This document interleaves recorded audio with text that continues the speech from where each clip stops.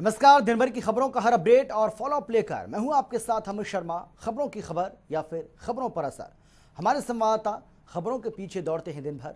Ground zero से सीधी खबर बताएंगे जनता रिपोर्टर। ताइते तूफान मुंबई के अंदर सबसे ज़्यादा असर दिखाया है और जो मुंबई के करीबी जो अरेबियन सी था वहाँ पर 4 से 5 जहाज़ जो है वो फंसे हुए हैं। नेवी की जो टीम है वो रेस्क्यू ऑपरेशन लगातार कर रही है और बहुत सारे लोगों को रेस्क्यू करा लिया गया है। 3 जहाज़ की अभी भी तलाश जारी है, जो मालवाहक जहाज़ है जिसके अंदर 200 से 300 से ज़्यादा लोग फंसे हुए बताए जा रहे हैं। अब तक का जो नेवी की जो टीम है, अगर भारत देश की बात करें तो नेवी का सबसे बड़ा रेस्क्यू ऑपरेशन जो है वो अभी जारी है अरेबियन सी के अंदर मुंबई से लग के, और तमाम जो ऐसे जहाज़ है उसे ढूंढने की तैयारी की जा रही है।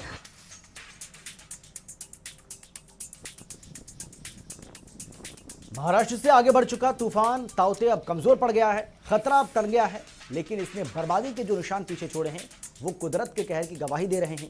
तूफान की वजह से 5 राज्यों में कई लोगों की मौत हुई है और इनमें सबसे ज्यादा 11 लोगों की जान महाराष्ट्र में गई है। तूफान का सबसे ज्यादा असर महाराष्ट्र के मुंबई में देखा गया।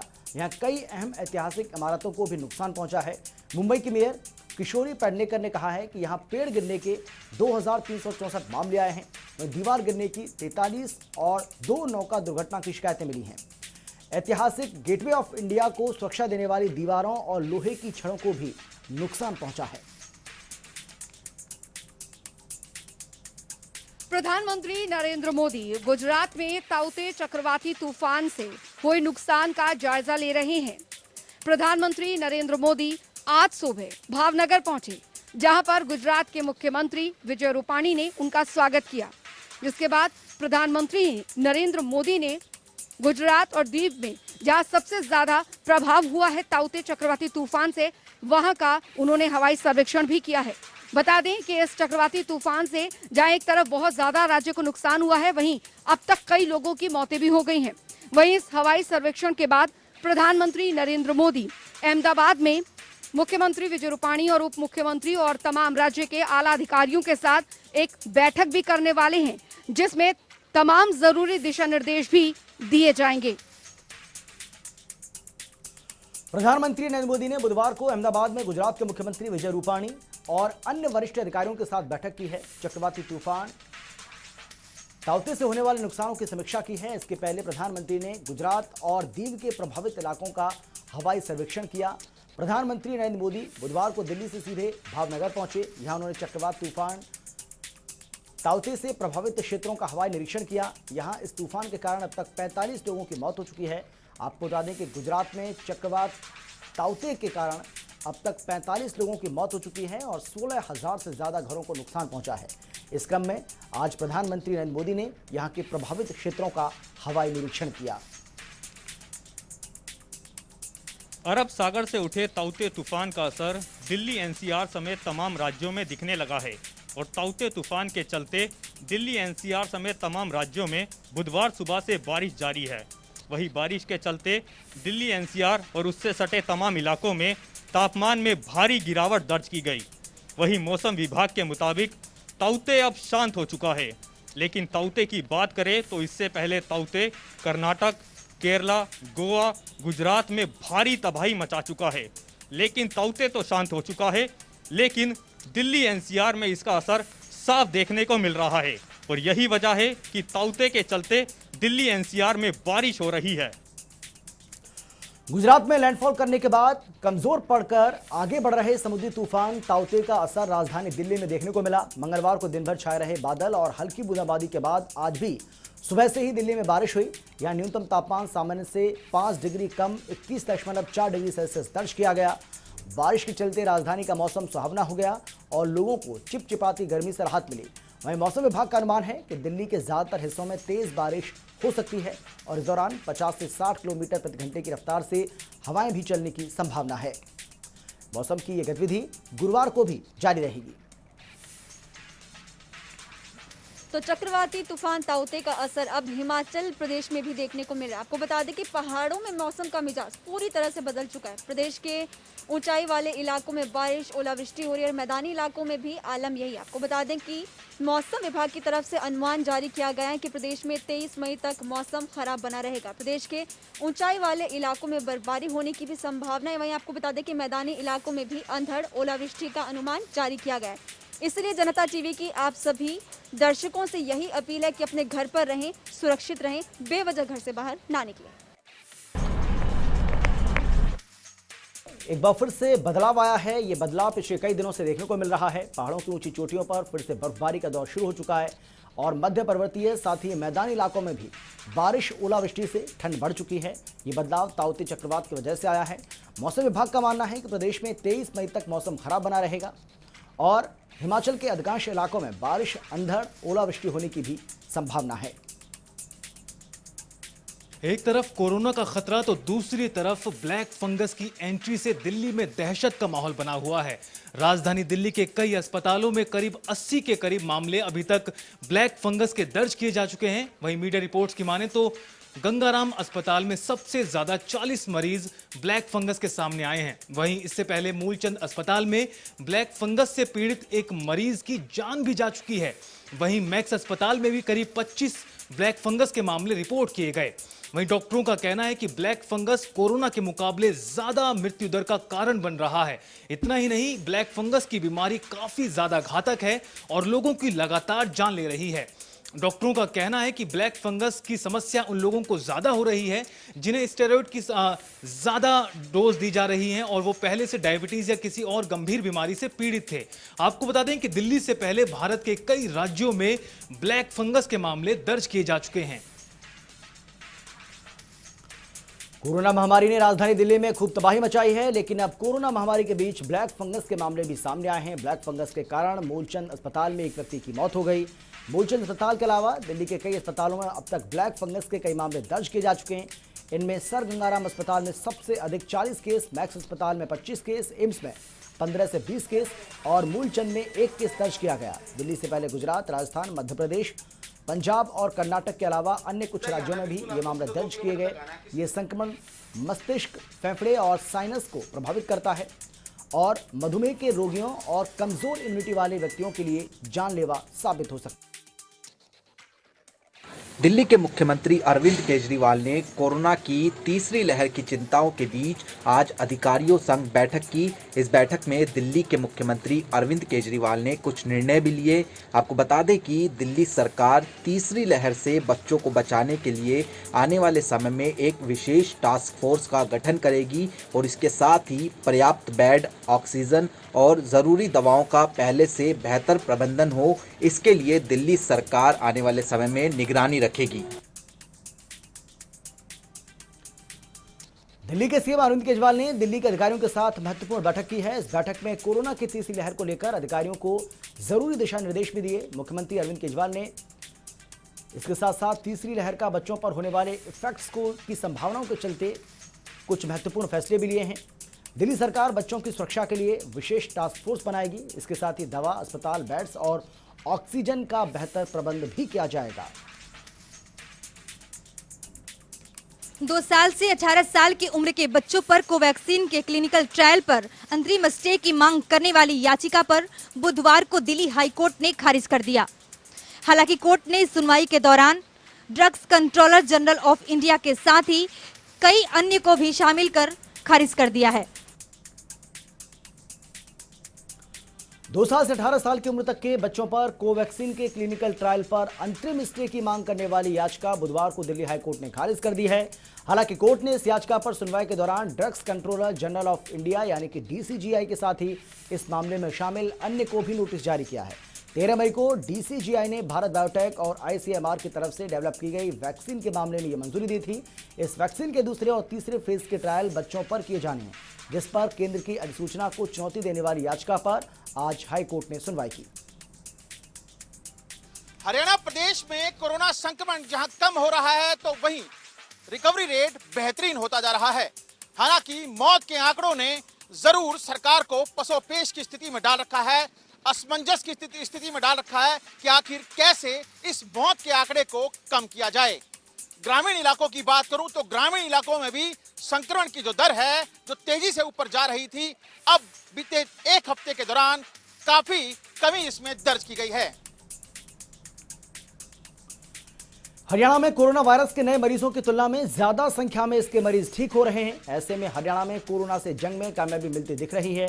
पिछले 24 घंटे के दौरान प्रदेश में कोरोना वायरस से संक्रमित 7,774 नए मरीज मिले।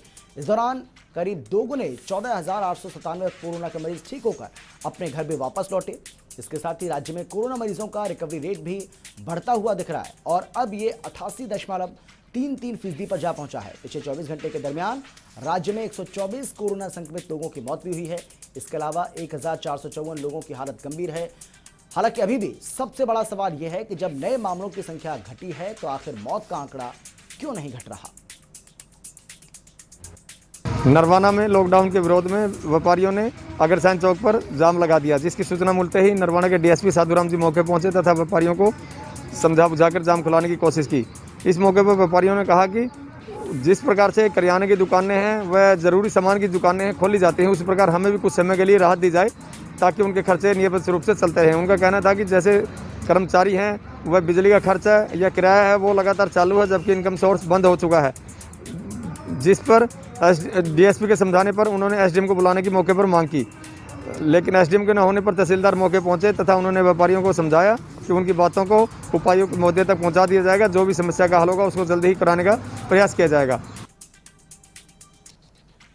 हरियाणा के नरवाना में लॉकडाउन के चलते बंद दुकानों पर व्यापारी काफी नाराज हैं। नाराजगी के चलते व्यापारियों ने रोड भी जाम कर दिया। व्यापारियों का कहना है कि जब बैंक खुल सकते हैं तो दुकानें क्यों नहीं खुल सकती हैं। व्यापारियों ने रोड जाम कर सरकार के खिलाफ जमकर नारेबाजी की। हालांकि मौके पर पहुंचे डीएसपी ने व्यापारियों को समझाने की काफी कोशिश की, लेकिन व्यापारी माने नहीं। सीवन के गांव कार्थी में स्वास्थ्य विभाग की बड़ी लापरवाही सामने आई है। कर्मचारियों ने 14 मई को एक महिला को कोवैक्सीन का टीका लगाकर कोविशील्ड का प्रमाण पत्र देने का मामला सामने आया है। हालांकि पूरा मामला सामने आने के बाद कैथल के उपायुक्त ने जांच के आदेश दिए हैं, लेकिन कर्मचारियों की लापरवाही ने स्वास्थ्य विभाग को कटघरे में खड़ा कर दिया है। जांच क्या होगी यह तो आने वाला समय ही बताएगा, लेकिन इस प्रकार की लापरवाही ने प्रदेश में स्वास्थ्य सेवाओं पर सवालिया निशान लगा दिया है।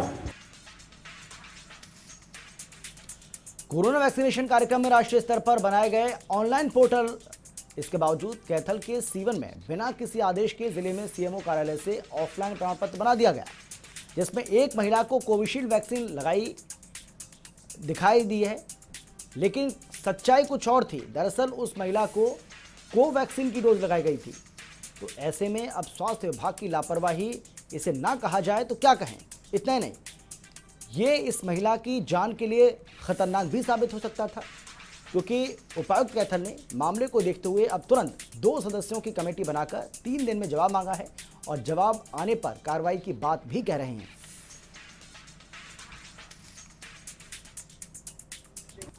इस वक्त हम जुलाना के पुराने बस स्टैंड के ऊपर खड़े हैं। मैं आपको दिखाऊंगा जो फूलों का कारोबार, जो खेती का कारोबार या फिर फुल डेकोरेशन का जो काम करते हैं उन लोग यहाँ पर हैं। उन लोगों का कहना है कि अब की बार लॉकडाउन के चलते जो शादी का सीजन जो चल रहा है उसमें इनको बहुत ज़्यादा नुकसान झेलना पड़ रहा है, क्योंकि जो बारातें अब निकल रही है, जो शादियाँ जो जा रही हैं वो इक्का दुक्का गाड़ी में ही जा रही हैं। ऐसे चलते ना तो कोई गाड़ियों को सजा रहा है और ना ही को अलग तरह की कोई डेकोरेशन जो है फूलों से करवा रहा है। इसके चलते जुलाना में जो फूलों का काम जो करते हैं, जो फूलों की खेती करते हैं, जो कारों को सजाने का काम करते हैं, अब उन पर एक लॉकडाउन की मार उन्हें झेलनी पड़ रही है। इनका लोगों को जो है सरकार से एक छोटी सी मांग है कि ये इनका जो काम है वो बिल्कुल चौपट हो चुका है और अब ये लोग सरकार से मुआवजे की मांग कर रहे हैं।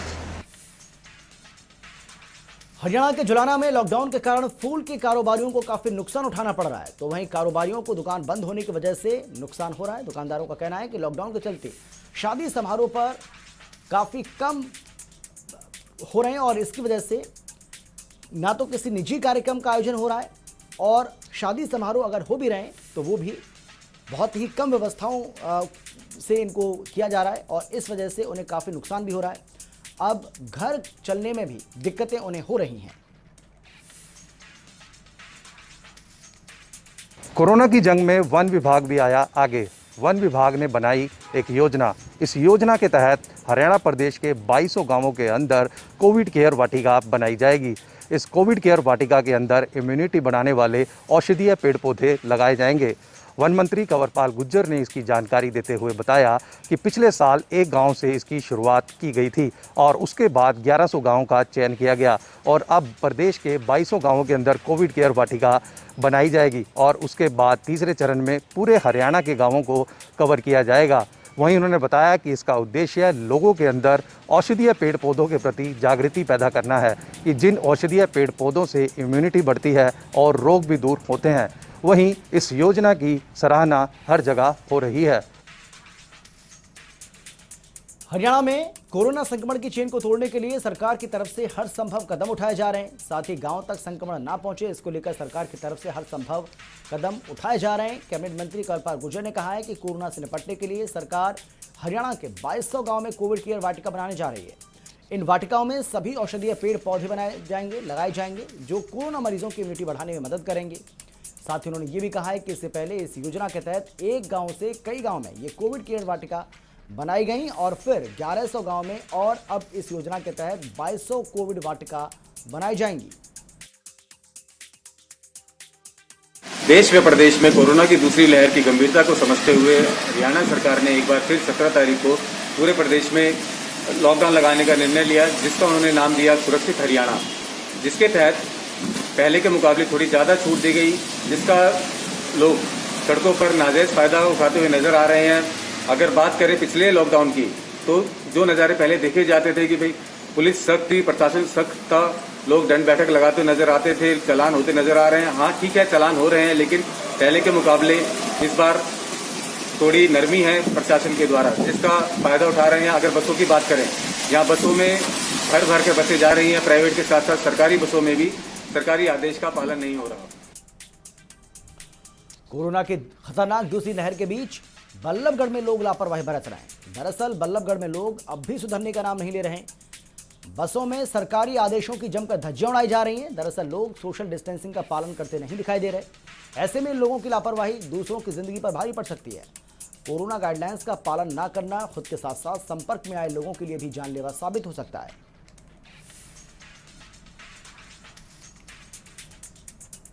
पंजाब में गहराया सियासी संकट। पंजाब के सीएम कैप्टन अमरिंदर सिंह के खिलाफ उन्हीं की पार्टी के जो एमएलए और मंत्री बगावत में खुलेआम उतर आए हैं, जिसके चलते चंडीगढ़ में चरणजीत सिंह चन्नी के घर पर एक गुप्त मीटिंग की गई, जिसमें 7 एमएलए और 5 जो मंत्री हैं वो इसमें पहुंचते हैं और प्रताप सिंह बाजवा भी इस गुप्त मीटिंग में पहुंचते हैं। हालांकि मीडिया से जो है दूरी बनाने के लिए यहाँ पर गुप्त मीटिंग रखी गई थी, लेकिन उसके बावजूद मीडिया जो है वहाँ पर पहुँचता है, जिसके बाद जो है बगावती सुर जो है कैप्टन अमरिंदर सिंह के खिलाफ जो है दिखाई देते हुए नजर आ रहे हैं। जिसके चलते क्योंकि पंजाब में जो है इलेक्शन जो है सर पर है, 2022 में जो है इलेक्शन होने वाली है, जिसके चलते सीएम कैप्टन अमरिंदर सिंह के खिलाफ जो है बगावती सुर उन्हीं की अपनी पार्टी में जो है वो दिखाई देने शुरू हो चुके हैं। पंजाब की कांग्रेस सरकार में सब कुछ ठीक नहीं चल रहा है। एक तरफ 2022 यानी कि अगले साल पंजाब में चुनाव होने, लेकिन ठीक उससे पहले अमरिंदर सरकार में बगावत शुरू हो गई है। बीते दिन पंजाब सरकार के मंत्री चरणजीत सिंह चन्नी के आवास पर हुई बैठक, जिसमें सीएम कैप्टन अमरिंदर सिंह से असंतुष्ट माने जाने वाले कई नेता इस बैठक में शामिल हुए। वहीं दूसरी ओर पूर्व मंत्री नवजोत सिंह सिद्धू से सीएम अमरिंदर की तनातनी के बीच राज्य सरकार में चल रही उठापटक कांग्रेस आला कमान को चिंता में डाल सकती है।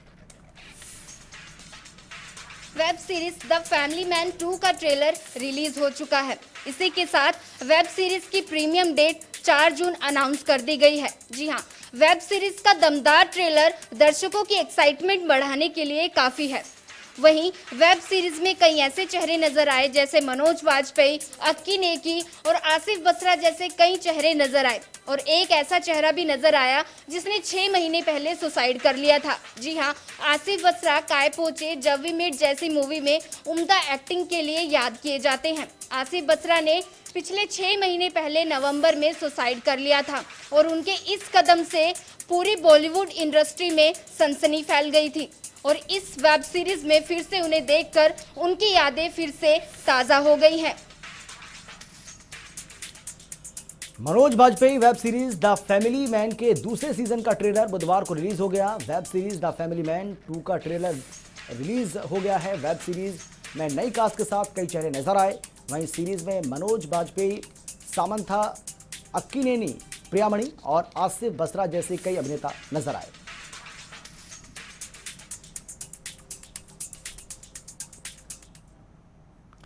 तो जनता रिपोर्टर में फिलहाल